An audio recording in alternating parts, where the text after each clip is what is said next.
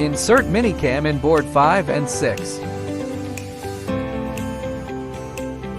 Insert dowel in board 5 and 6.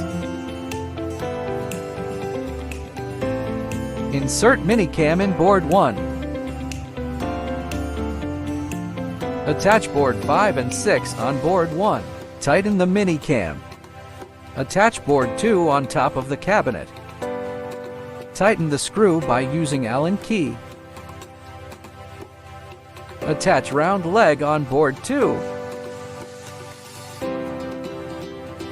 Attach board 4 as the back of the cabinet. Nail board 4 and adjust until the side cover the frame. Attach shelf support on board 5 and 6.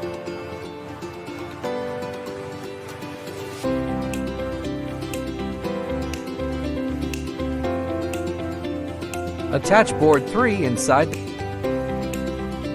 Insert hinges on board 7.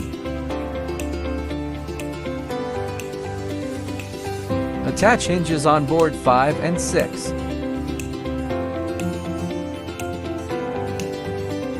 Adjust hinges when the door is not fixed well.